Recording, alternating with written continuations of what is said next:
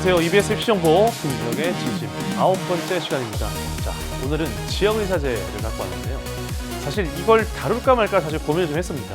게다가 이게 확정된 안이 아직 나온 건 아니거든요. 하지만 그 방향성 자체는 어느 정도 정해졌기 때문에 제가 좀 불안함을 좀 덜어드리기 위해서, 그리고 또 오해를 덜어드리기 위해서 좀 갖고 왔습니다. 이것 때문에 이사 간다고요? 실제로 이렇게 불안함을 조장하는 경우도 굉장히 많습니다. 그리고 이렇게 해야 더 좋은 전략이라고 함부로 얘기하는 사람도 있는 것 같고요. 네, 그게 얼마나 오해인지에 대해서 오늘 말씀드리려고 합니다. 자, 2월 10일입니다. 2월 10일에 보도자료가 나왔죠. 2027년도부터 5년간 지역 필수 공공의료에서 일할 의사 인력을 평균 668명 양성하기로 했다. 그래서 그 첫 시작을 2027년으로 하고 그리고 490명으로 더 증원을 시작하겠다라고 얘기했습니다. 최근에 3월 13일에요. 다시 한 번 또 보도자료가 나왔습니다. 크게 내용은 달라지지 않았는데요. 이때 달라진 아주 중요한 내용 중에 하나가 있습니다. 바로 어떤 지원 자격에 대한 부분인데요. 실제로 여기 2027학년도부터 바로 당장 올해잖아요. 올해 실시되는 이 전형에 있어서도 지역의사제 전형 명칭은 정확하게 어떻게 될지 모르겠지만 보통 지역의사제 전형이라고 얘기할 수 있는데요. 이 전형에서 중학교 졸업에 대한 부분들까지 자격 조건으로 넣었거든요. 그렇게 갈 겁니다. 그렇기 때문에 너무 이렇게 지금 빨리 내가 지역의사제를 활용하기 위해서 어떤 지역으로 가는 게 유리하냐 아니냐 이런 얘기들을 굉장히 많이 하고 있는데 그게 조금 오해라는 거 말씀드리고 싶습니다. 어떻게 오해냐? 지역의사제 특별전형 자체는 기본적으로 국가가 학비, 교재비, 기숙사비 등을 지원하게 되어 있습니다. 그래서 대략적으로 살펴도 한 학생에게 억 단위가 넘는 어떤 지원이 이루어지는 거거든요. 그 대신에 졸업 후에 그 지역에서 10년 이상을 반드시 근무해야 된다라는 조건을 둔 것이고, 그렇게 하지 못했을 때는 어쨌든 페널티, 아주 불이익을 주게 되어 있습니다. 그런 부분들을 확실히 이해하셔야 돼요. 단순히 내가 의대를 갈 수 있다고 해서 무조건 여기를 지원하겠다 이런 식으로 접근하지 마시고 그 이후에 내가 어떤 삶을 살아야 되는지에 대한 것들도 고민하셔야 될 겁니다. 그리고 방금 말씀드렸던 것처럼 처음에 발표했을 때는 여기 중학교 1학년 상관없이 중고 상관없이 죄송합니다. 중학교도 상관없이 고등학교 졸업에 좀 초점을 좀 맞추고 있었는데 그게 아니라 중학교 역시 그 해당 지역에서 졸업을 해야 된다는 조건을 가져왔습니다. 그래서 제가 이렇게 지웠고요.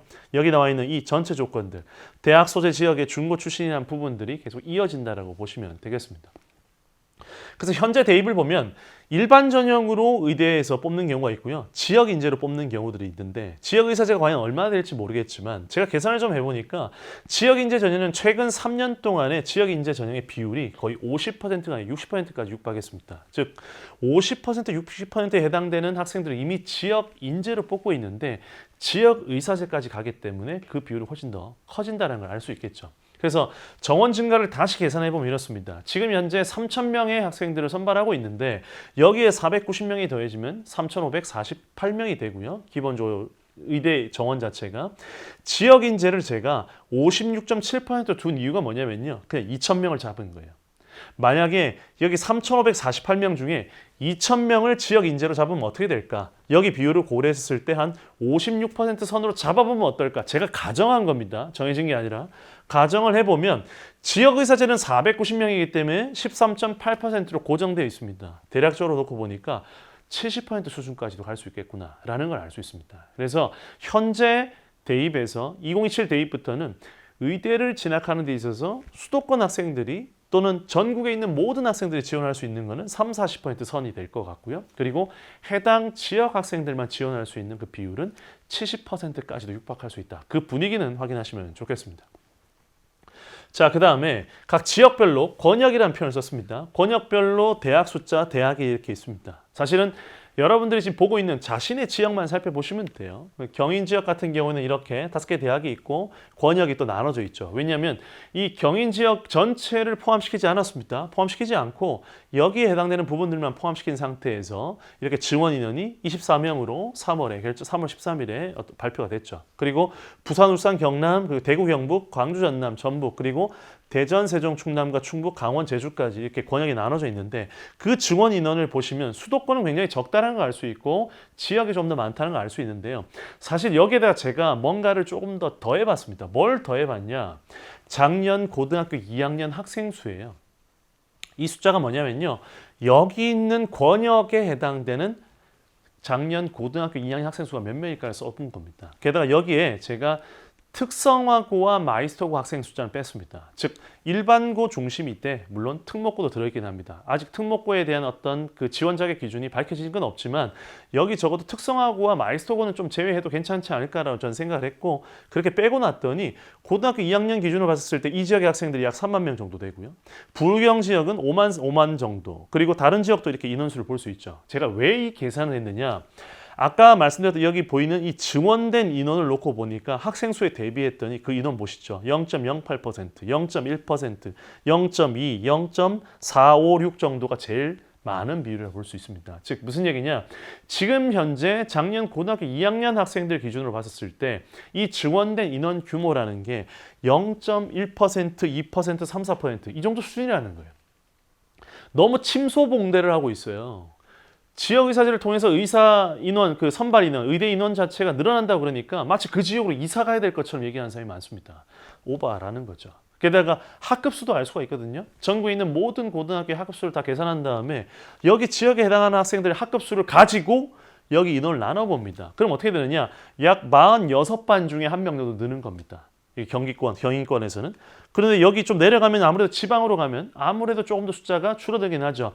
예를 들어서 제일 인원수가 비율적으로 봤을 때 크게 늘어난다고 볼 수 있는 강원 제주권 같은 경우에는 실제로 7반 정도 수준, 한 7반 정도 수준에서 한 명 정도 느는 수준이라고 볼 수 있습니다. 그러면 여기는 아무래도 조금 더 가능성이 높아진다고 볼 수는 있겠죠. 그런데 여러분 한번 생각해 보십시오. 그 지역에서 7반, 8반인 게 어떤 의미냐? 한 학교 전체 규모라는 거예요, 사실은. 한 학교 전체에서 한 명 느는 겁니다.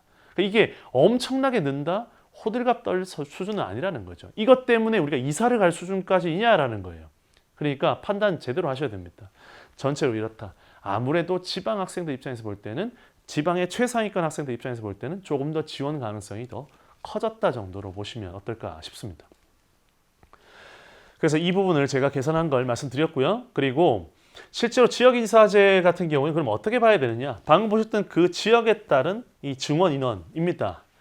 제한적 인원 증가다. 실제로 엄청나게 는 인원이 아닙니다. 그리고 두 번째, 대학별로 핵심 전형이 좀 다를 거예요. 아무래도 지역이다 보니까 첫 번째, 교과 전형에다가 그 증원 인원을 배치하는 대학들이 꽤 많을 겁니다. 물론 정시로도 좀 가고 하겠지만 어쨌든 기본적으로 지역의 특성상 아무래도 교과 전형에 조금 중심축이 더 놓일 가능성이 좀 높아 보이고요. 물론 그것도 5월 말에 발표되는 수시 요강을 통해서 확인하시면 되겠습니다. 그리고 다음으로 진짜 말씀드리고 싶은 건 바로 이 부분입니다. 지역인재의 시즌2다.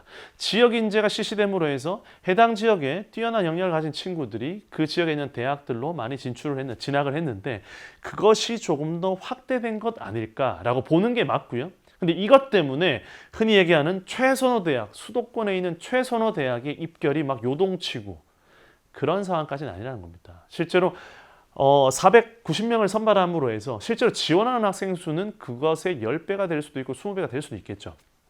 하지만 결국 합격하는 학생은 490명일 겁니다. 그렇게 보자면 흔히 얘기하는 수도권의 최선호 대학에 미치는 영향 자체가 그렇게까지 크기는 어려울 것 같다는 겁니다. 그래서 저는 최선호 대학의 입결의 영향력은 좀 미미하다고 보고 있고 지방에 있는 학생의 입장에서 볼 때는 우리 지역에 있는 이 소위 의대에 지원하기는 조금 더 유리해졌다라고 보시면 되겠습니다. 그래서 이사 가시겠습니까? 실제로 이렇게까지 하셔야 될까요? 저는 그러기는 좀 힘들 것 같습니다. 물론 이런 것까지 고려해서 정말로 섬세하게 모든 걸 다 고려한 다음에 와, 이 지역이 훨씬 더 유리할 것 같아 라는 판단을 가지고 심지어 초등학교 6학년 때 그 이전에 중학교 입학하기 전에 그 지역으로 가겠다라고까지 판단하겠다면 그걸 말릴 수는 없겠죠. 근데 그것이 갖고 있는 어떤 위험, 또 다른 어떤 요소들도 있을 것 같습니다. 그걸 꼭 고려하셔서 올해 대입도 보시면 되겠고 그것 때문에 너무 흔들리지 않았으면 하는 바람까지입니다. 자, 지역의사제 이것 때문에 이사 가겠습니까? 이게 쉽지 않을 거라고 저는 보고요. 올해 대입에 미치는 영향 역시도 제한적일 거라고 보고 있습니다. 아마도 이것에 대해서 다루는 이야기들이 또 달라질 수도 있겠지만 전반적인 흐름은 크게 달라지지 않을 것 같고요. 결국 각 지역에서 학생들을 어떤 전형으로 어떻게 선발할지는 결국 5월 말에 수시 요강을 통해서 확인하시고 준비하시면 좋겠습니다. EBS 입시정보 긍정의 진심 9번째 시간 여기까지 하겠습니다. 다음 시간에 뵙겠습니다. 감사합니다.